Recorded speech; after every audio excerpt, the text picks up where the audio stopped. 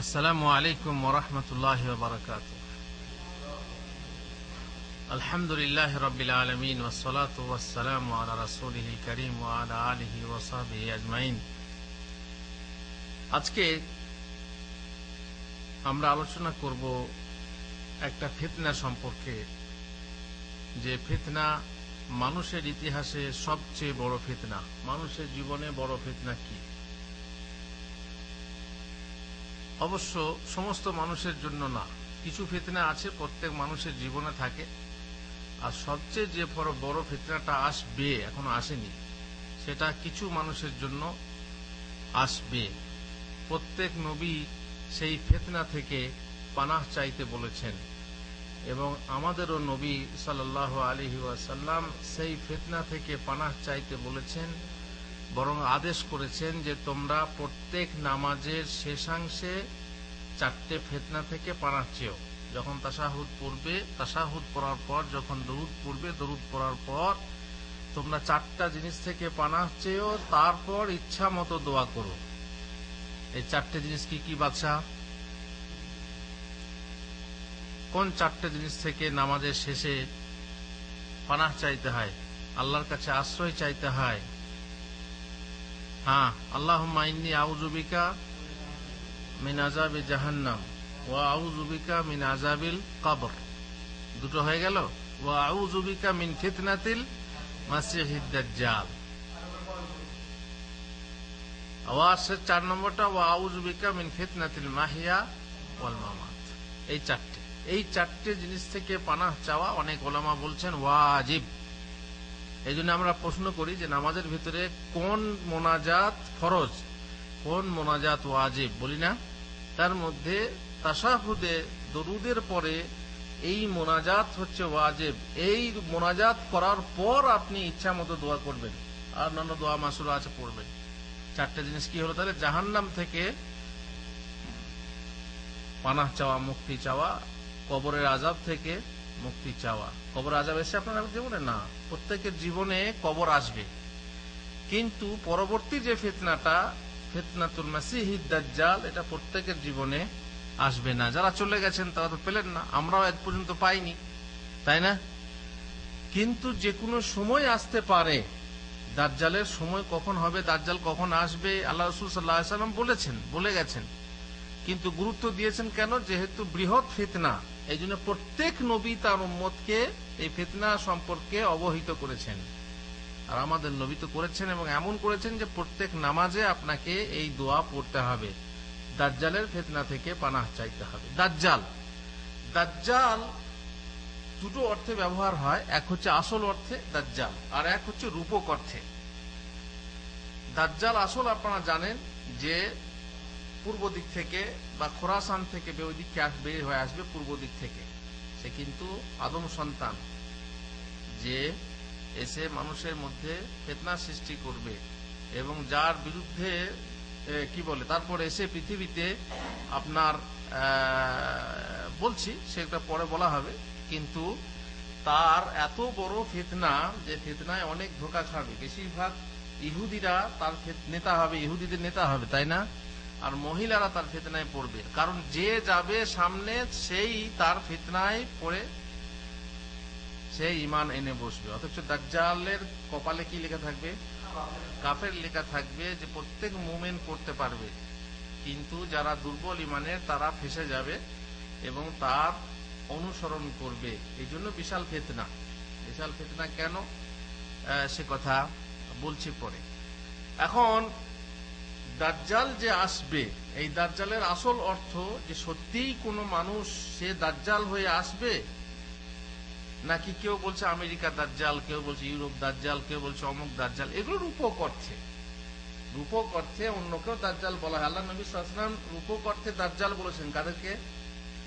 ঝোটা নবীদেরকে, যারা নবুয়তের দাবি করেছে, যেমন কাদিয়ানি, দাজ্জাল, কাজ্জাব, আরো অন্যান্য যারা নবুয়তে, মুসাইলিমা আল কাজ্জাব, দাজ্জাল, যারাই নবুয়তের দাবি করে, সবচেয়ে বড় মিথ্যা যে বলে আমার কাছে ওহী অবতীর্ণ হয়, অথচ সে জানে যে তার কাছে ওহী হয় না, সে হচ্ছে সবচেয়ে বড় মিথ্যুক, আর সে হচ্ছে দাজ্জাল। এগুলো হচ্ছে রূপক অর্থে, কিন্তু আসল অর্থে দাজ্জাল বলে একটা জিনিস বা একটা মানুষ আসবে। সেটা কোন সময়ে? ইমাম মাহদী যখন আসবেন সেই সময়ে। ইমাম মাহদী আসবেন আখিরি জামানাতে, কিয়ামতের বহু আগে। তারপরে ইমাম মাহদী আসার পর ঈসা আলাইহিস সালাম আসবেন। ঈসা আলাইহিস সালাম এসে নিজের হাতে হত্যা করবেন কাকে? দাজ্জালকে। তারপরে ঈসা আলাইহিস সালাম রাজত্ব করবেন 40 বছর। তারপর পৃথিবী, সারা পৃথিবী এক খলিফার রাজত্বে চলবে। এক খলিফার শাসনে শাসিত হবে সারা পৃথিবী। তারপরে আস্তে আস্তে আবার খারাপ হয়ে যাবে, এবং তখন যে খারাপটা হবে আর ভালো হবে না। তারপরে কিয়ামত কায়েম হবে, আর সবচেয়ে নিকৃষ্ট শ্রেণীর মানুষের উপরে কিয়ামত কায়েম হবে। এখন দাজ্জাল শেষ জামানায় যে তার ফিতনা প্রাদুর্ভূত হবে, কিয়ামতের পূর্ব লক্ষণ সমূহের মধ্যে এটা একটা লক্ষণ। তার নানা ফিতনা হবে এবং তাতে অধিকাংশ মানুষ কবলিত হবে। হুজুর, এত বড় একটা ফিতনা, কিন্তু কোরআনে তো দাজ্জালের কথা আসেনি। এসেছে কোরআনের কথা পড়ে, ইয়াজুজ মাজুজের কথা পড়েছেন, তাই না? কিন্তু ফিতনা, দাজ্জালের এত বড় ফিতনা কোরআনে কেন নেই? কোরআনে নেই, কিন্তু হাদিসে আছে। ওহী তো দুটোই, জরুরি নয় যে প্রত্যেক কথা কোরআনে থাকবে। এখানে এই ফিতনার কথাটা কোরআনে না থাকলেও আল্লাহ রাসূল সাল্লাল্লাহু আলাইহি ওয়াসাল্লাম হাদিসে আমাদেরকে বলেছেন, এবং খুব জরুরি ভাবে অবহিত করেছেন, সহিহ হাদিসে আছে। সুতরাং কোরআনে থাকা প্রত্যেক কথা জরুরি না। প্রকাশ পাওয়ার পরই দাজ্জাল খোদাই দাবি করবে, সে বলবে আমি খোদা। যেমন এক শ্রেণীর মানুষ বিশ্বাস করে যে ভগবান নিজেই মানুষের পরিবেশে এসে মানুষকে শিক্ষা দেওয়ার জন্য অবতার রূপে আসে। ভগবান নিজেই আসে শিক্ষা দেওয়ার জন্য। কিন্তু আমরা বলি না, যাকে তোমরা ভগবান বলছো, যিনি ঈশ্বর, সেই ঈশ্বর নিজে আসেন না, বরং তিনি দূত পাঠিয়ে থাকেন মানুষের মধ্য থেকে। আর কিছু মানুষ মনে করে কি যে দূত সে মানুষ নয়, সে অন্য কিছু। আর কিছু মানুষ মনে করে যে ও জো আরশ পর মুস্তাবি থে খোদা হোকর উতর পরা মদিনা মে নবী বানকর। তার মানে যিনি, ওটা কবি নজরুলও বলেছেন, যে যিনি আরশ হতে পথ ভুলিয়া এলো নবী মদিনায়। এক এক মানুষের এক এক রকমের বিশ্বাস, কিন্তু আমরা বিশ্বাস করি ঈশ্বর ঈশ্বরের জায়গায়, বাকি তিনি দূত পাঠিয়ে থাকেন মানুষের মধ্য থেকে, মনুষ্য সমাজে মানুষকে শিক্ষা দেওয়ার জন্য। কারণ মানুষকে শিক্ষা দেওয়ার জন্য কি দরকার? মানুষই দরকার। যেমন বাংলাদেশিকে শিক্ষা দেওয়ার জন্য বাংলাদেশই দরকার, কোন ইন্ডিয়ান শিক্ষা দিতে পারে না, তাই না? যেমন অনেক বড় বড় হুজুরের এরকম বক্তব্য আছে যে ইন্ডিয়ানরা আমাদের দেশের খবর কি জানবে, ওরা আমাদের, কিন্তু তারা জানে না, অথবা না জানার ভান করে বলে যে দুই বাংলার ট্রেডিশন, দুই বাংলার পরিবেশ, দুই বাংলার আচার আচরণে কোনো পার্থক্য নেই। সবারই, তোমার ঘরেও জিরে আছে, আমার ঘরেও জিরে আছে, তোমার ঘরেও পীর আছে আর আমার ঘরেও পীর আছে, সবাই জানে। যেখানে যেখানে তোমাদের ইসলামী পরিবেশ, এখানেও সেরকম। কেবল রাজনৈতিক পরিস্থিতি আলাদা, আর আকীদা সংশোধন করতে এসে এখানে রাজনীতির চাল চালা হয় না, রাজনীতির খেল খেলা হয় না। তবুও হুজুররা বলে যে বাংলাদেশিদের জন্য বাংলাদেশি দায়ী হওয়া জরুরি, তাছাড়া বাংলাদেশিরা মানুষ হবে না। কিন্তু এক কথা, যদি কোনো না থাকতো, যে কেরালা বলতাম যে কেরালা দায়ী বাংলাদেশের জন্য, যদি বলতাম যে একজন ইউপিওয়ালা, তাহলে হয়তো কতকটা পার্থক্য হতো। তার কারণ বাঙালি ছাড়া অবশ্য জাতীয়তা বা যাদের ভিতরে আছে তারাও আসে না, ইন্ডিয়ানদের কাছে আসে না।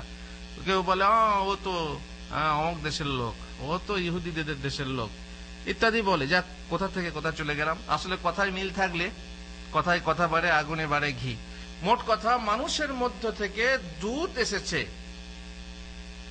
আর স্বয়ং ঈশ্বর দুনিয়াতে আসেন না।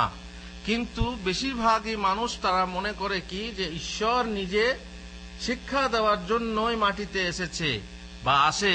এই জন্য দাজ্জাল দাবি করবে যে আমি হচ্ছি সেই ঈশ্বর, আমি হচ্ছি সেই আল্লাহ। বিভিন্ন অলৌকিক শক্তি প্রদর্শনের ফলে মানুষ তার ধোঁকায় পড়বে। এই জন্যই তো ফিতনা। ফিতনা কাকে বলে? যেখানে বোঝা যায় না যে হক না বাতিল, সত্যি না মিথ্যা, বোঝা যায় না, সেটাই হচ্ছে ফিতনা। বড় তীব্র গতিতে সারা পৃথিবী ভ্রমণ করবে, সারা পৃথিবী ভ্রমণ করবে সে, দেখেন কত যুগের আগেকার কথা, 1400 বছর আগেকার কথা, তখন বলা হয়েছে তীব্র গতিতে সারা পৃথিবী ভ্রমণ করবে। তখনকার কল্পনায় ছিল তীব্র গতি কি, কিন্তু ওহির মাধ্যমে জানিয়ে দেওয়া হয়েছে তখন এমন যানবাহন হবে যে যানবাহনের মাধ্যমে সারা পৃথিবী একদিনেও হতে পারে, তাই না? আপনি যান প্লেনে করে এখান থেকে ওখানে, তবু হবে না, সমস্যা আছে। তবু রকেট যেমন বিশাল গঠিত, রকেটের জন্য তার সফর না, রকেটের জন্য হচ্ছে মহাকাশ অভিযান। তো যাই হোক, এমন তীব্র যান তৈরি হবে, তীব্র গতিশীল যান তৈরি হবে, সেই যানের মাধ্যমে সারা বিশ্ব সফর করবে। কদিনে? তবে দিনটা শোনেন, কদিনে? 40 দিনে। 40 দিনের আবার দিনের বহরটা কত? 24 ঘন্টা। হ্যাঁ, কত বহর? কারণ কিয়ামতের কাছাকাছি সময়ে অনেক কিছু গড়বড় হবে, তার মধ্যে এটা একটা গড়বড়, সূর্য ডুববেই না।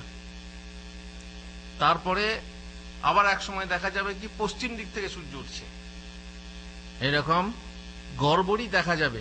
তো প্রথম দিনটা কত দিনকার সমান হবে? 360 বা 65 দিনের সমান হবে প্রথমকার দিন। তারপরে এক মাসের, তারপরে এক সপ্তাহে, তারপরে স্বাভাবিক দিনের সময়ে। এখন আপনি প্রশ্ন করবেন, হুজুর তাহলে তখন নামাজগুলো কেমন পড়বো? যদি একটা দিন, যেমন কোথাও কোথাও আছে সারা বিশ্বে এখন 6 মাস দিন 6 মাস রাত্রি, তাহলে নামাজ কি করে পড়ে? ওইভাবেই নামাজ পড়তে হবে। 365 দিন বা 360 দিন যদি একটা দিন হয়, তাহলে কি ওই 360 দিনে 5 ওয়াক্তে নামাজ পড়লেই হবে? বাদশাহ আমাদের সাথে নেই। হ্যাঁ, কি বাসার কি মনে করেন? ওই 360 দিন মানে এক বছরে যে দিনটা হবে, সে এক বছরের ভিতরে 5 বার নামাজ পড়াই যথেষ্ট হবে? কি করতে হবে? আমাদের সাথে ঘড়ি আছে, সমস্যাই নেই। সেই ঘড়ি দেখে আমরা 24 ঘন্টা দিন রাত্রি নির্ধারণ করে আমরা 5 ওয়াক্তের নামাজ পড়ব।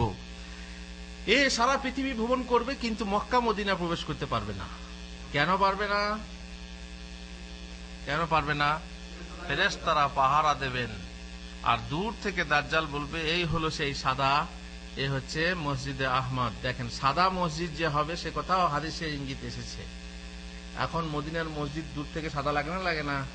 আল্লাহর নবী তখন জানতেন যে আমার মসজিদটা সাদা তৈরি করা হবে, তখন তো খেজুর পাতার ছপ করে, আর দেয়ালটা হচ্ছে মাটি সাদা। আর এখন কি হয়েছে? টাইল। কিসের টাইল? শ্বেত পাথর দিয়ে তৈরি, সাদা চকচকে ঝকঝকে, আরো হতে পারে পরে, তাই না? দূর থেকে দেখে বলবে এ হচ্ছে মসজিদ আহমদের মসজিদ। আহমদকে মুহাম্মদ সাল্লাল্লাহু আলাইহি ওয়াসাল্লামের অপর নাম। নগরী দ্বয়ে প্রবেশ পথে পথে কি থাকবে? পাহারা থাকবে, ঢুকতে দেবেন না। লোকে তার সঙ্গে জান্নাত জাহান্নাম এবং পানি ও আগুন দেখবে। সব থেকে বড় মুশকিল এটাই, সঙ্গে জান্নাত জাহান্নাম আর পানি আগুন থাকে, কিন্তু আসলে তার জান্নাতই হবে জাহান্নাম। যে মানবে, যে তাকে মেনে নেবে, তাকে জান্নাতে দেবে, কিন্তু সে আসলে কি কোথায় যাবে? জাহান্নামে যাবে। আর যে মানবে না, সিজদা করবে না, তাকে হত্যা করা হবে। হত্যা করে কোথায় দেওয়া হবে? জাহান্নামে দেওয়া হবে। আসলে জাহান্নামটা কি?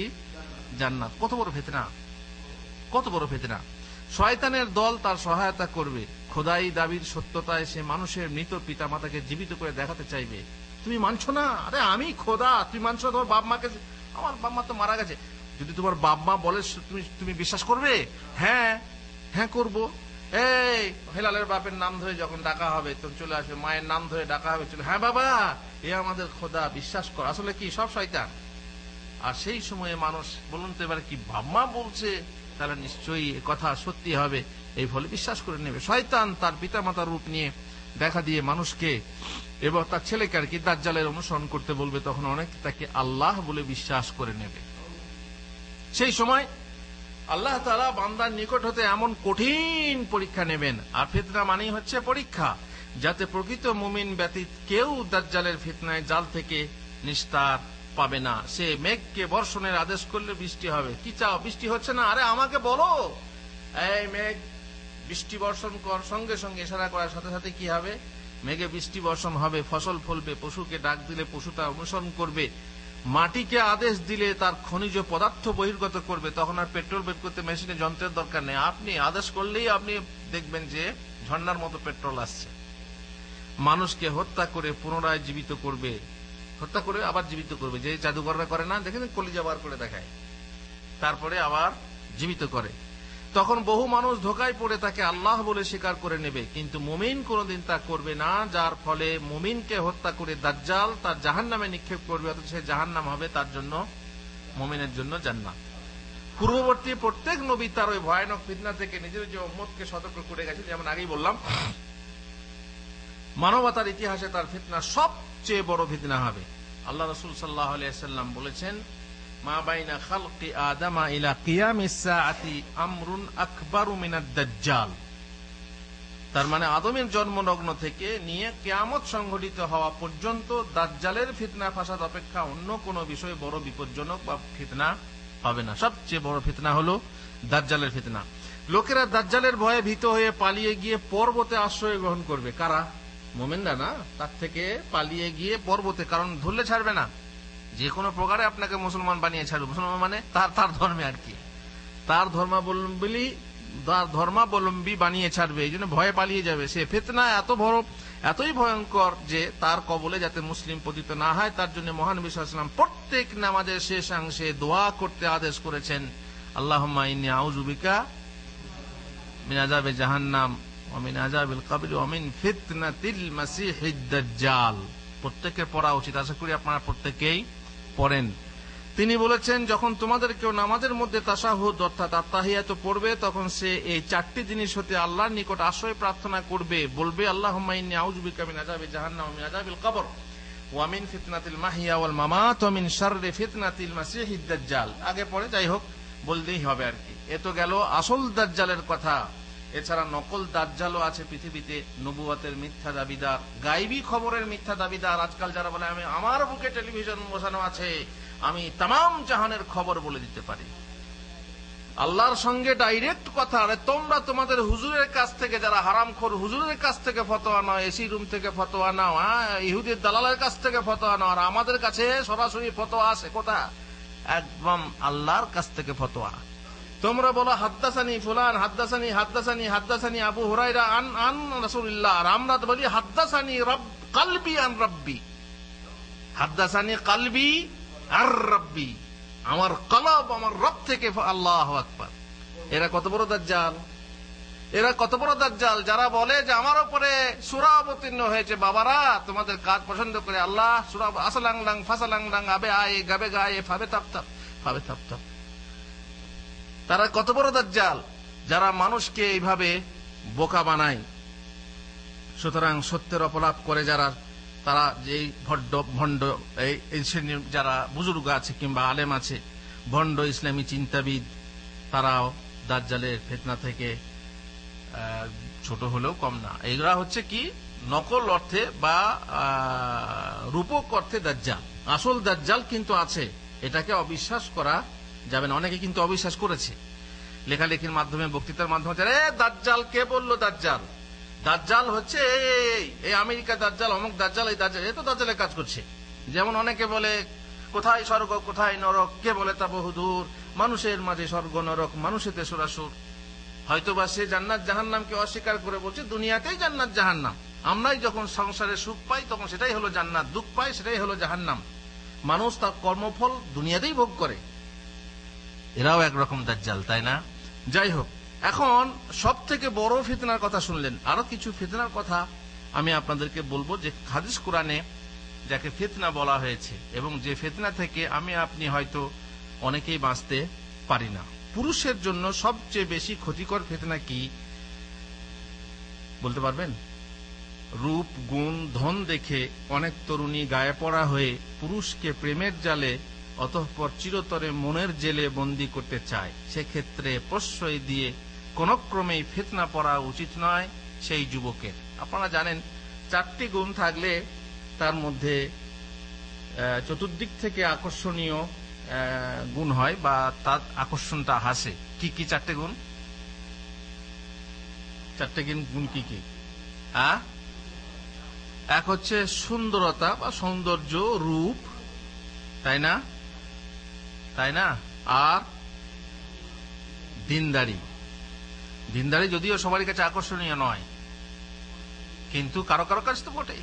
নম্বর 3 অর্থ, ধনবত্তা, ধনী। আর নম্বর 4 বংশ। এখন আপনি প্রেমের সময় দেখবেন যে এক মহিলা যদি এই 4টে গুণ থাকে কত বড় আকর্ষণীয় হয়। যদি বেশ্যার মেয়ে হয় তখন মনে হয় কি আচ্ছা চলবে, মানে আরো 3টে আছে বা নেই, যাই হোক লোকে ঠিক করে না যে হ্যাঁ চলবে। তেমনি পুরুষ যুবকতায় যুবকের মধ্যে যদি 4টে জিনিস থাকে তো সোনায় সোহাগা, সোনায় সোহাগা, নুরুন আলা নূর, তাই না? কিন্তু আমাদেরকে আমাদের দিন শিক্ষা দিয়েছে কি, যদি 4টের মধ্যে একটা থাকতে হয় তাহলে কি থাকতে হবে? দিনদারি থাকতে হবে। দিনদারি না থাকে বাকি 3টে নিয়ে কোনো ফায়দা নেই। কিন্তু না, অনেক পুরুষ আছে যারা মহিলাকে বিবাহ করতে চায় কি দেখে? শুধু কামরূপ এক্সপ্রেসে মন ছুটে চলে, ওই দেওয়া আছে সিগন্যাল, থামিবে না কখনোই। কামরূপ, বাস রূপের ভেতরে কাম, কামের ভেতরে রূপ। রূপবতী দেখেছে, খালাস, মন দিয়ে ফেলেছে, বলে মন চুরি হয়ে গেছে, ও মনোচোর হয়ে গেল, আর কিছু দেখার দরকার নেই, তার দিন আছে দেখার দরকার নেই, বংশ মাফি মুশকিল, বেশ্যার মেয়ে হলেও সমস্যা নেই, আর ধন না থাকলেও চলবে, ধন তো হাতের ময়লা, আজ আছে কাল নেই, তাই না? নানা রকম মানুষ তাকে করে বিয়ে করতে চায়, একে বলে করে বিয়ে করা। ঠিক ওই রকমই মহিলা পছন্দ করে এমন কোন পুরুষকে? দিনদারি দেখে। আছে অনেক মহিলা আছে দিনদারি দেখে পছন্দ করে, কিন্তু না, অধিকাংশ মহিলারা কি দেখে পছন্দ করে? হ্যাঁ, রসের নাগর রূপের সাগর যদি ধন পাই। করা হয়ে গেল, 3টে হয়ে গেল। রসের নাগর রূপের সাগর যদি ধন পাই, আদর করে করি তারে বাপের জামাই। মাশাআল্লাহ, খালাস, দিনদারি দরকার কি আছে? যে 3টে মেয়েরা দেখতে চায় সেটা সে হচ্ছে এই, বাস। রসের নাগর হতে হবে, আর রূপবান হতে হবে, আর ধনবান হতে হবে। ধন না হলে প্রেম হয় না, তাই না? টাকা না হলে সবকিছু ফাঁকা। যার টাকা বেশি আছে তার প্রেমে আকর্ষণ আছে। গরিবদের প্রেম করা, আপনারা জানেন, বড় লোকের মেয়ের সাথে গরিবদের প্রেম করা মানে কি? চাঁদে হাত বাড়ানো, বামুন মানে কি? ওই যে বাটুল হয় না, বাটুল হয়ে চাঁদে হাত বাড়ানো। লম্বা হলেও তো সে চাঁদে হাত বাড়াতে পারবে না। তো এগুলো সত্যি অসম প্রেম যাকে বলে। অসম প্রেম কিছু মানুষ অস্বাভাবিক ভাবে করে থাকে, তারা বলে আমরা ইতিহাস গড়ব। আমরা দেখেছি, আমরা চোখের সামনে দেখেছি। অবশ্য আপনারা জানেন যে আমার এইসব গল্প লেখা, বই লেখা আছে এইসব ব্যাপারে, এই জন্য বলতে পারছি। আপনি হুজুর আপনি বলছেন কিভাবে? যাই হোক, তো আমরা দেখেছি, বলছে গরিবের মেয়েকে বিয়ে করে, প্রেম করে বিয়ে করে বলছে কি আমি ইতিহাস গড়তে চাই। ইতিহাস গড়তে গিয়ে শেষকালে দেখা যাচ্ছে সেই মেয়ে যখন বাড়ির লোক মেনে নিতে পারছে না, তখন কি হচ্ছে? তাকে তালাক দিচ্ছে। ইতিহাস কি হলো? যে বড় লোকের কাছে গরিবের ঠাঁই নেই। কিন্তু মানুষ প্রেমের কামড়ে বুঝতে পারে না, যখন প্রেমের ছোবল খায় তখন আর বুঝতে পারে না। আপনারা জানেন, কুকুরে যখন কামড় দেয় বাদশা, তখন সব জায়গাতেই কুকুর দেখতে পায়। সব জায়গায়, কোন জায়গায়? যেখানে পানি সেখানে। আপনি পানি খেতে যাবেন তো মনে হয় কুকুর। একে কি রোগ বলা হয়? জলাতঙ্ক। জলে আতঙ্ক হয়। আসলে কি কুকুর থাকে ওখানে? না না না, আতঙ্ক হয় কুকুর, কামড় দিয়েছে কুকুরে। ঠিক ওই রকম প্রেম যখন মানুষকে কামড় দেয়, প্রেমের কুকুর, তখন সে প্রেমিকা ছাড়া আর কিছুই দেখতে পায় না, কিছুই দেখতে পায় না। তার মানে সে সব সময় লাইলার নাম। লাইলার আপনি যত বদনাম করবেন সে রাখবে, সে কোনো মতেই মানবে না যে আমার লাইলা খারাপ। তাকে আপনি যাই বলবেন, যদি বলে দেখতেও ভালো নয়, সুন্দর, আমার চোখ দুটো নিয়ে দেখ, তাই না? নানা রকম প্রেম রোগ এমনই যে মানুষের ঘুম কেড়ে নেয়, মানুষের চয়ন কেড়ে নেয়, মানুষের সুখ কেড়ে নেয়, ইত্যাদি ইত্যাদি। তো মোট কথা হচ্ছে এটা একটা বড় ফিতনা। এই জন্য নারীর ফিতনাকে পুরুষের জন্য কি বলা হয়েছে? বিশাল ফিতনা। অফিসে মহিলা সহকর্মী অথবা প্রাইভেট সেক্রেটারি, তাহলে তো খবর আছে। ঘরের বউকে ভুলে গিয়ে প্রাইভেট সেক্রেটারির সাথে অফিসে যদি 8 ঘন্টা 10 ঘন্টা, চাষ বা বাড়ির কাজে মহিলা কর্মী বা পরিচারিকা, ঘরের ভিতরে পরিচারিকা রাখলেন আপনি, কিন্তু আপনার খবর নেই যে পরিচারিকার সাথে আপনার ছেলেদের সম্পর্ক কি। পরের বাড়ি কাজ করার সময় মালিকের বাড়ির মহিলা, টিউশনি করতে গিয়ে গায়ে পড়া ছাত্রী, বেপর্দা একান্নবর্তী অথবা পাশাপাশি বাড়িতে বাস করতে গিয়ে উপযাচিকা মহিলার ফিতনায় পড়তে হয় যুবককে। এসবগুলো পরীক্ষিত। অবৈধ নারী প্রেম থেকে অনেকে বাঁচতে পারলেও অতিরিক্ত স্ত্রী প্রেমে অনেকে ফেঁসে যায়। এবার হয়তো কেউ বাইরে ভালোবাসলো না, কিন্তু বউকে এত ভালোবাসে, বউ যদি বলে পূর্ব দিককে পশ্চিম দিক, বলে হ্যাঁ হ্যাঁ ঠিকই আছে। বউ যদি বলে দেখো পুকুরের পানিটা ওই দিকটা নিচু লাগছে না, এই দিকটা উঁচু, হ্যাঁ হ্যাঁ হ্যাঁ তাই বটে, পানিটা ওই দিকটা নিচু। বউয়ের বিরুদ্ধে যায় না, মানে বউ যা বলবে সে বিশ্বাস করবে, এত বিশ্বাস করে যে সে তার ফিতনায় ফেঁসে যায়। এখন যদি বলে আমাকে বিদেশ যেতে হবে, না, বউ যদি বলে না যাওয়া হবে না, যাবে না। যদি বলে আমাকে জিহাদে যেতে হবে, বউ যদি বলে না যেও না, আমার সামনে যাবে না। এই জন্যে মহিলা হচ্ছে ফিতনা, তার 36 ছলাকলার ফলে সে হকচ্যুত হয়। যেমন মায়ের উপর তাকে প্রাধান্য দেয়, অনেক সময় বউয়ের ফিতনায় ফেসে গিয়ে মায়ের উপরে প্রাধান্য দেয়। বউ বড় না মা বড়? হ্যাঁ, মা বড় না বউ বড়? কার পায়ের তলায় বেহেশত আছে? বলে নারীর পায়ের তলায় বেহেশত।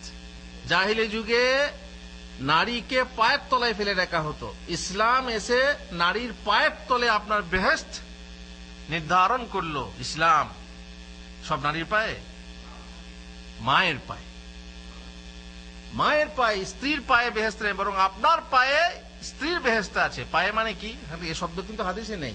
সেবায় স্বামীকে রাজি রাখতে পারলে বেহেশতে যাবে, যদি নারাজ থাকে তাহলে তার বেহেশতে মুশকিল আছে। আল্লাহ রাসূল সাল্লাল্লাহু আলাইহি ওয়াসাল্লামকে এক মহিলা জিজ্ঞেস করলো বিয়ে করার ব্যাপারে, তো বললেন কি ব্যাপার? তো বললেন ইন্নামা হুয়া জান্নাতুকি আও নারুকি, তোমার স্বামী হয় তোমার জান্নাত না হয় জাহান্নাম। তখন মহিলা বলল আমি জীবনেও বিয়ে করব না, যেহেতু আমি একজন পুরুষের মন জুগিয়ে পড়তে চলতে পারবো না। কিন্তু যে নারী হয়ে পুরুষের মন জুগিয়ে চলতে পারে না, এমন নারী আছে, সে নারী আসলে নারী না, তার মধ্যে কোনো সমস্যা আছে, কোনো ত্রুটি আছে। বুঝলেন না? এক ঝিকেতে মা কি বলে, তুফানে হাল নাইতে পারে সেই বা কেমন নে, পুরুষের মন জোগাতে নারে সেই বা কেমন মেয়ে। যে নৌকা বাইছে, ঝড় আসছে, সে নৌকা সামাল দিতে পারবে না, জীবনেরও তো ঝড় আছে তাই না? সে কেমন নেই, সে নৌকা চালানোর যোগ্যই না।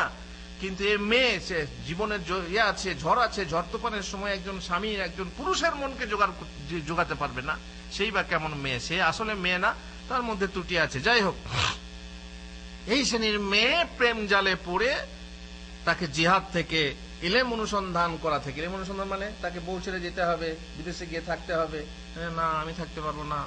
অনেকে যায় পড়তে, বাস এখন তো মোবাইলের যুগ, কতজন দেখলাম গেল আর ছেড়ে ছুড়ে চলে এলো। কিংবা এটা স্ত্রীর কথা বলছি, এমনি তো অন্য প্রেম, হারাম প্রেমের অন্য আলাদা আলাদা কথা আছেই। আরো অনেক ফরজ কাজে পিছপা হয়, স্ত্রী তাবেদারি করে, এমনকি হারাম কাজেও তার প্রতিবাদহীন আনুগত্য করে। তার কারণে তাকে ঈর্ষাহীন দায়ুষ হতে হয়, অনেক সময় দায়ুষই করে।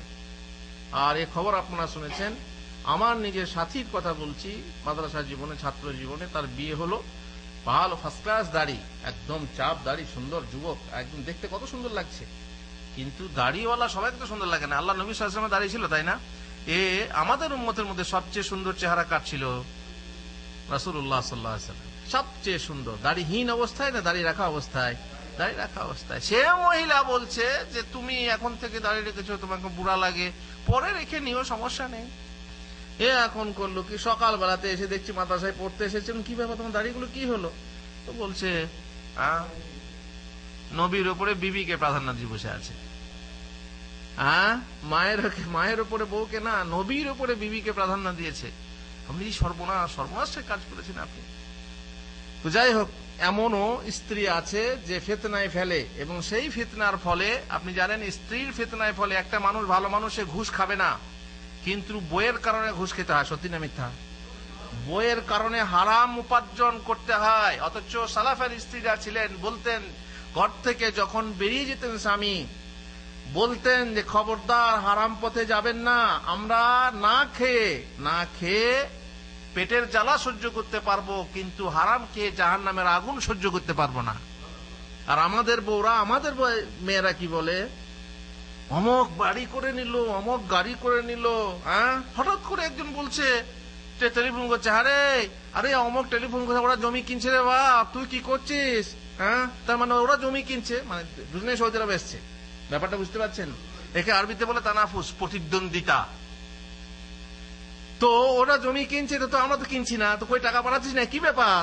এই যে ফিতনা অনেক সময়ে স্ত্রীর পক্ষ থেকে হয়, তখন অফিসার ঘুষ খেতে বাধ্য হয়, টাকা ফ্রিজ, অমুকের টিভি আছে, অমুকের এ আছে, সে আছে, আমাদের নেই কেন? তখন বেচারি কি করবে? আর তখন ঘুষ খেতে বাধ্য হয়। বেশ, অবৈধ প্রেম ঘটিত ফিতনার কারণে পিতা ও স্বামীর মান সম্মান চলে যায়।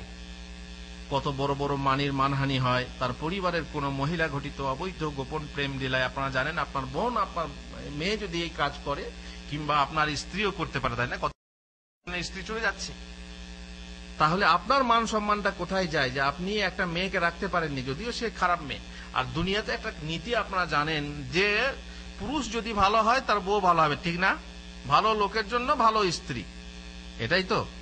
আর খারাপ মেয়ের জন্য খারাপ মানে স্বামী, এটাই হচ্ছে সাধারণ নিয়ম। কিন্তু নিয়ম সব ক্ষেত্রে ঠিক আছে? উদাহরণ দেন, প্রমাণ করেন। লূত আলাইহিস সালামের স্ত্রী লূতের মতো না, নূহ আলাইহিস সালামের স্ত্রী নূহের মতো না, আর ফেরাউনের স্ত্রী ফেরাউনের মতো না। আল্লাহু আকবার। তাহলে কোরআনে যে বলা আছে আত-তাইয়িবুনা লিত-তাইয়িবাতি ওয়াত-তাইয়িবাতু লিত-তাইয়িবিন, ঠিক আছে, সাধারণত এরকমই হয়। যেমন পুরুষ সে যদি তার তারবিয়াত দিয়ে রাখতে পারে তো ইনশাআল্লাহ সে স্বামীর মতোই হবে। তার কারণ সোহবত যাকে বলে, সাহচর্য যাকে বলে, তারা একটা গুণ আছে, তাই না? এই জন্য বলা হয় যে সৎসর্গে স্বর্গবাস, আর অসৎসর্গে সৎসঙ্গে স্বর্গবাস, অসৎসঙ্গে সর্বনাশ। সৎসঙ্গে যায় খাই গুয়ো পান, অসৎসঙ্গে যায় কাটাই দুটি কান। এটা পরিবেশের গুণে হয়ে থাকে। সঙ্গ দোষে লোহা ভাসে, লোহা কোনোদিন পানিতে ভাসবে না, কিন্তু সঙ্গ দোষে তাকে ভাসতে বাধ্য হতে হয়। কখন? যেমন কাঠের সঙ্গে যদি লাগানো থাকে লোহা, পানিতে কাঠও ভাসছে, লোহাকেও, অথচ লোহা ভারী জিনিস কোনোদিন ভাসে না, কিন্তু কাঠের সাথে থেকে তাকেও ভাসতে হচ্ছে। তো এইরকমই যখনই স্ত্রী স্বামীর মতো কিংবা স্বামী স্ত্রীর মতো হতে পারে, আর হলেই তখনই বলা যায় যে খারাপের জন্য খারাপ, ভালোর জন্য ভালো। কিন্তু এর ব্যতিক্রম হয়, যেমন উদাহরণ দেওয়া হলো, ভালো স্বামীর খারাপ স্ত্রী হতে পারে, খারাপ স্ত্রীর ভালো স্বামী হতে পারে।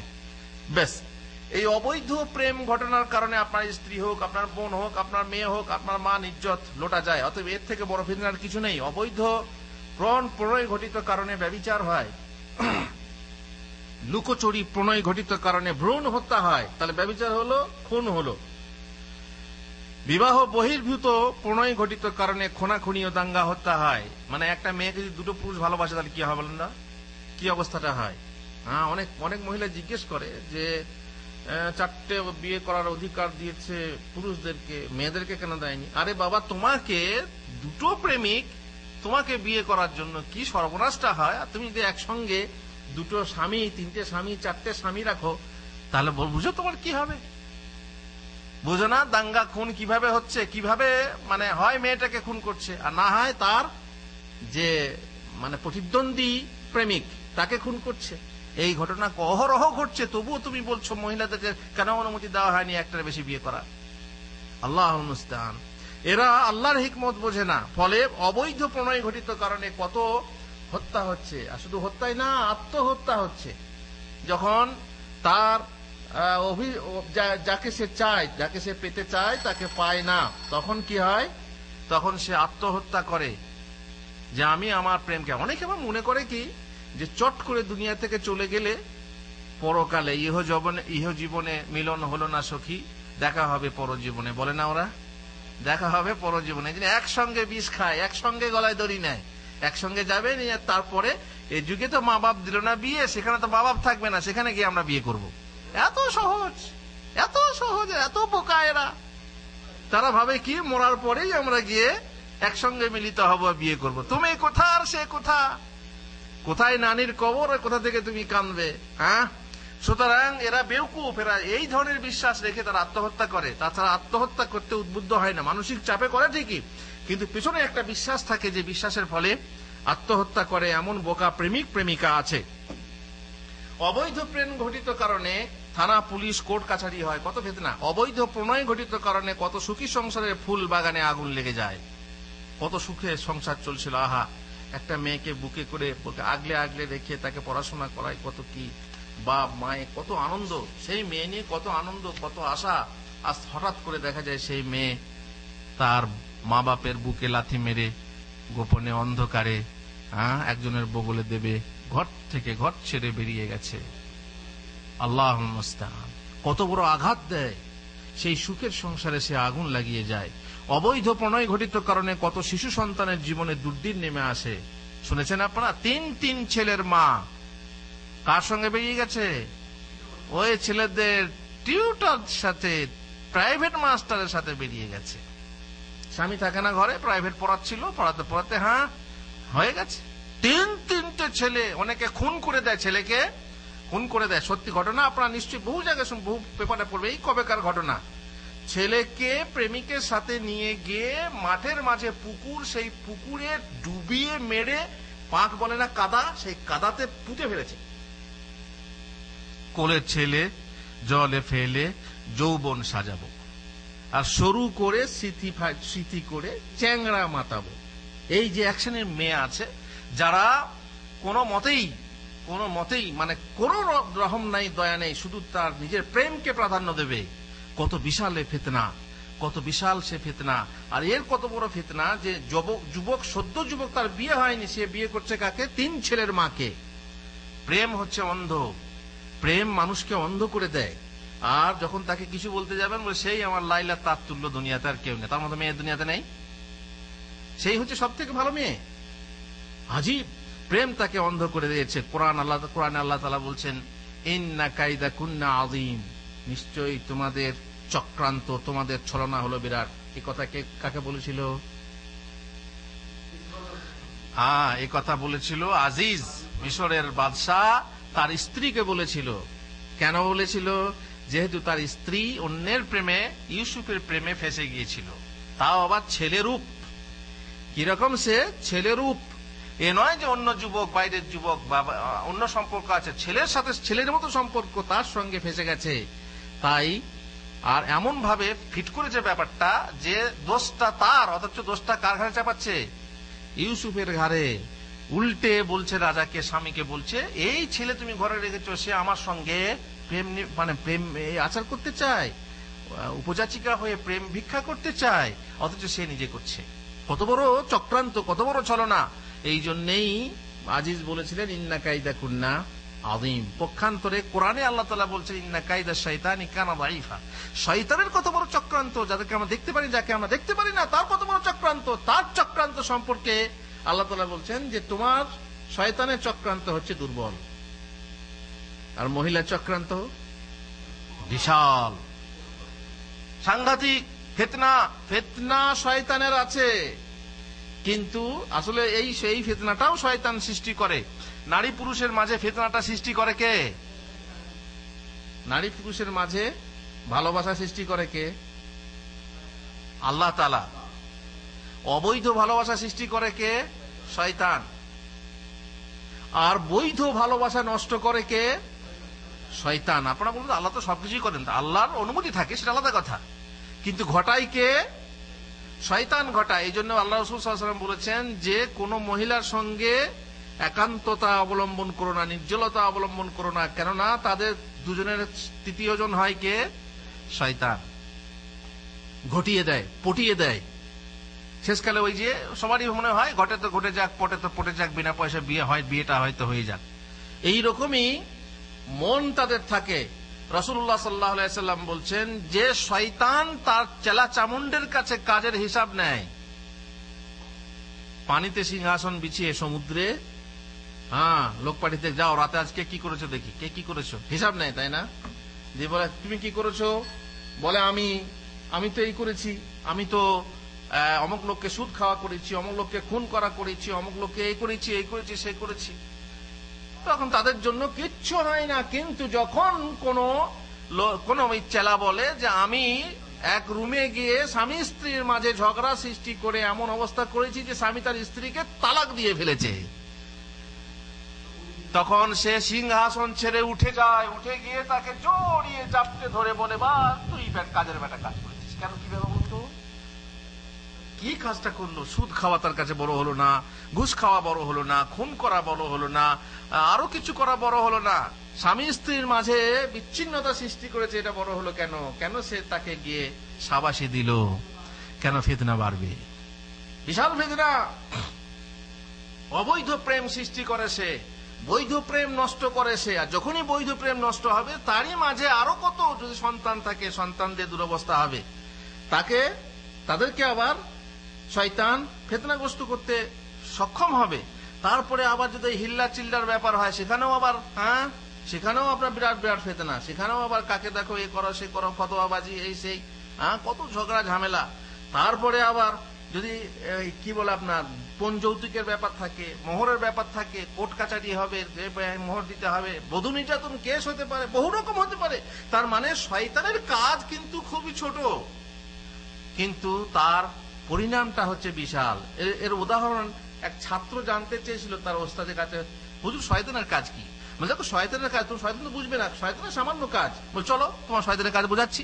দিয়ে বেচারি মিষ্টির দোকানে নিয়ে গেছে, দিয়ে ছাত্রে আর ওস্তাজে, তার মানে গুরু আর শিষ্য মিষ্টি খায়, বা মিষ্টি দাও তো, দিয়ে দুটো মিষ্টি খেয়েছে, দুজনকে দুটো মিষ্টি খেয়েছে। তারপরে প্লেটে যে ঝোলটা আছে না, এই ঝোলটা একটু নিয়ে এইভাবে নিয়ে বলছে যে দেখো শয়তানের কাজ কেমন দেখবে, এইটুকু ঝোলটা নিয়ে দেওয়ালা লাগিয়ে, এবার তুমি চুপচাপ করে দেখো। বাস কিছুক্ষণের মধ্যে দেখছে সেখানে মাছি, ওই যে লাল মতো মাছি, বড় বড় মাছি আমাদের দেশে আছে, এসে বসছে। তা দেখে টিকটিকি ছিল দূরে, দু তিনটে টিকটিকি সে ধরে মাছিগুলো ধরে খেতে এসেছে। ইত্যবসরে এক পুলিশ এসেছে সঙ্গে তার শখের কুকুর নিয়ে মিষ্টি কিনতে। সেই কুকুর দেখতে পেয়েছে, আরে দেওয়ালে এতগুলো টিকটিকি, মেরে লাভ ধরার জন্য। আর একবারে ঘুরে কোথায় রসগোল্লার গামলায়, কি বলে ওটাকে, পাত্রে। আর তখন ময়রা তো আমার মিষ্টি সর্বনাশ করলে, আর পুলিশ তো পুলিশই, মিলিটারি মেজাজ রে, আমি কি করলাম, এই বেটা চুপ করো, এই বেটা করতে করতে শেষকালে এমন অবস্থা, চড় থাপ্পড় দিয়ে শেষকালে থানা পুলিশ হয়ে কোথায় গেল। এই কথাগুলো বলছে কে? ওস্তাদ বলছে দেখো, দেখলে আমি কি করলাম, শুধু এইটুকু দিলাম, এইটুকুর মধ্যে কি অবস্থাটা, এখন তো থানা পুলিশ পরে কোর্ট ফোর্ট হবে, কি হবে তো বুঝতেই পারছো। বলছে হুজুর বুঝতে পেরেছি। এ হচ্ছে শয়তানের কাজ, সূক্ষ্ম কাজ। এমন মনের ভিতরে কুমন্ত্রণা সৃষ্টি করবে। নামাজের ভিতরে আপনার কত কথা মনে পড়ে, শয়তান মনে পড়ে, যে কথা আপনার মনে থাকে না সে কথা মনে করিয়ে দেয়। যাই হোক, এইভাবে শয়তান ফিতনা সৃষ্টি করে। আর ইউসুফ আলাইহিস সালাম কত বড় এই নারীর ফিতনায় পড়েছিলেন। শুধু একটা ছিল নারী, তাই না? তারপরে যখন ওই যে হাত কেটে আঙ্গুল কেটে গেল, তারপরে তো অনেক মহিলা, তাই না? জুলেখার সাথ দিলেও অনেক মহিলা। তখন ইউসুফ আলাইহিস সালাম দোয়া করে বলেছিলেন, আল্লাহ গো, আর আমার পক্ষে আর সম্ভব না, আমার পক্ষে আর সম্ভব না। রব্বিস সিজনু আহাব্বু ইলাইয়া মিম্মা ইয়াদউনানি ইলাইহি ওয়া ইল্লা তাসরিফ আন্নী কায়দাহুন্না আসবু ইলাইহিন ওয়া আকুম মিনাল জাহিলিন। এই নবীর কথাটা খেয়াল করে শুনুন। প্রেম, আপনি প্রেম থেকে কিভাবে বাঁচবেন, মহিলার ফিতনা থেকে কিভাবে বাঁচবেন, আর মহিলার ফিতনা থেকে বাঁচতে না পারলে আপনি কি, শুধু আল্লাহর নবীর এই মোনাজাতটা আপনি খেয়াল করেন। কি মোনাজাত? হে আমার প্রতিপালক, এই মহিলারা আমাকে যার প্রতি আহ্বান করছে, কার প্রতি আহ্বান করছে? কার প্রতি আহ্বান করছে? অবৈধ প্রেমের প্রতি, তাই না? অবৈধ প্রেমের প্রতি, অবৈধ সম্পর্কের প্রতি আমাকে আহ্বান করছে। তা অপেক্ষা কারাগার আমার কাছে অধিক প্রিয়। আমি জেলে যেতে চাই, কারণ ওরা বলেছিল তুমি যদি আমার কথা না শোনো তো জেলে বন্দি করাবো। এ ক্ষমতাও মহিলার আছে, কারণ রাজ্য চালায় রাজা আর রাজা চালায় রানী। আমার ক্ষমতা আছে, আমি তোমাকে জেলে ভরবো। তখন ইউসুফ আলাইহিস সালাম আল্লাহর কাছে বললেন, এবার তো আর আমার ক্ষমতা নাই, রাজচক্রে পড়েছি, এখন তুমি যদি বাঁচাও তাহলে বাঁচবো, না হলে আমার কোনো। রাব্বিস সিজনু আহাব্বু ইলাইয়া মিম্মা ইয়াদউনানি ইলাইহি। তারপর কি বলছেন? ওয়া ইল্লা তাসরিফ আন্নী কায়দাহুন্না, হে আমার প্রতিপালক, তুমি যদি তাদের ছলনা হতে আমাকে রক্ষা না করো, তুমি যদি আমাকে রক্ষা না করো। আর আপনারা তো জানেন প্রত্যেক মানুষের হৃদয় কোথায় আছে? আল্লাহর দুই আঙ্গুলের মাঝে। আঙ্গুল দেখাবেন না, আল্লাহর দুই আঙ্গুলের মাঝে প্রত্যেক মানুষের হৃদয় আছে। তিনি ইচ্ছা মতো উলট পালট করেন, তাই না? ঘোরান ফেরান। এই জন্য আল্লাহ নবী দোয়া করতেন, ইয়া মুকাল্লিবাল কুলুব সাব্বিত কলবি আলা দীনিক, হে হৃদয়ের পরিবর্তনকারী, আমার হৃদয়কে তুমি দ্বীনের উপরে প্রতিষ্ঠিত রাখো। ইউসুফ নবী বলছেন, ইয়া আল্লাহ, এখন যদি তুমি আমাকে সাহায্য না করো তাহলে কি হবে? আসবু ইলাইহিন্না, আল্লাহ গো আমি ওদের প্রতি আকৃষ্ট হয়ে পড়ব। কারণ আকর্ষণীয় জিনিস, মানুষের প্রকৃতিতে এটা আছে, আমি আকৃষ্ট হয়ে পড়ব। ওরা যেভাবে আমার সঙ্গে অঙ্গভঙ্গি সহ কথাবার্তা ইত্যাদি, নির্জনতা বিভিন্ন রকমের আমাকে আহ্বান জানাচ্ছে, তখন আমি আকৃষ্ট হয়ে পড়ব। ওয়া আকুম মিনাল জাহিলিন, আর আমি জাহেলদের অন্তর্ভুক্ত হয়ে পড়ব। তার মানে কি হলো? যে এই ফিতনাতে যে পড়বে সে হবে জাহেল, সে মূর্খামি করবে, সে বোকামি করবে। যে প্রেমের ফাঁদে হেসে চোখে ফেসেছ, যেমনি হাসি হাসি থেকে শুরু হয়, যেমনি ফাঁসলে তেমনি তুমি বোকা হয়ে গেলে। প্রেম, তখন প্রেম মানে মানুষকে প্রথম কি করে? মানুষ প্রেমের ঘোড়ার উপরে চড়ে, তারপরে শেষকালে প্রেমই কি হয়ে যায়? সবার হয়ে যায়, মানুষ হয়ে যায় ঘোড়া। তখন প্রেম মানুষকে চালাতে থাকে। তো এটা হয় বোকামি। বলছেন ঈসু নবী বলছেন ওয়াকুম মিনাল জাহিলিন, আমি জাহেল হয়ে যাব আল্লাহ গো, এখন তোমার হাতে, তুমি আমাকে বাঁচাও। মহানবী সাল্লাল্লাহু আলাইহি ওয়াসাল্লাম নারীদেরকে সম্বোধন করে বলেছিলেন, বুদ্ধি ও ধর্মে অপূর্ণ হওয়া সত্ত্বেও বিচক্ষণ ব্যক্তির উপর তোমাদের চাইতে আর কাউকে বেশি প্রভাব খাটাতে দেখিনি। আযহাবু লিলুব্বির রাজুল, আযহাবু লিলুব্বির রাজুল, মানুষের যে জ্ঞান বুদ্ধি আছে, সে মানুষের জ্ঞান বুদ্ধি নিয়ে যেতে পারে কে? নষ্ট করতে পারে কে? ধ্বংস করতে পারে কে? তোমরাই, মহিলারা। আর মহান আল্লাহ বলেছেন, ইয়া আইয়ুহাল্লাযীনা আমানু ইন্না মিন আজওয়াজিকুম ওয়া আওলাদিকুম আদুওয়াল লাকুম ফাহযারুহুম। হে ঈমানদাররা, তোমাদের কিছু স্ত্রী, সবাই না, সব মেয়ে তো সমান না। আমি তো আয়েশা ফাতেমার কথা বলছি না, আমি তো আসিয়ার কথা বলছি না। কিছু মেয়ে, সব পুরুষ যেমন ভালো না, তেমনি সব মহিলাও ভালো না। এই যে তোমাদের কিছু স্ত্রী, যিনি আল্লাহ তাআলা বলছেন ইন্না মিন আজওয়াজিকুম, মিন মানে সবাই না, কিছু কিছু স্ত্রী ও সন্তান সন্ততিদের মধ্যে কেউ কেউ আর কি তোমাদের শত্রু, তোমাদের ফিতনা। অতএব তাদের সম্পর্কে তোমরা সতর্ক থেকো, অসতর্ক হইও না। আর মহানবী সাল্লাল্লাহু আলাইহি ওয়াসাল্লাম বলছেন, মা তারাকতু বাদি ফিতনাতান হিয়া আদাররু আলার রিজালি মিনান নিসা। এখানে আমাদের বক্তব্যের মূল বিষয়, আমার গত হওয়ার পরে পুরুষের পক্ষে মহিলার চাইতে অধিকতর ক্ষতিকর কোন ফিতনা আমি ছেড়ে যাচ্ছি না। তাহলে মহিলার জন্য, এই পুরুষের জন্য সবচেয়ে বড় ফিতনা কে? মহিলা, তার স্ত্রী হোক কিংবা অন্য কোন মহিলা হোক, বাইরের হোক।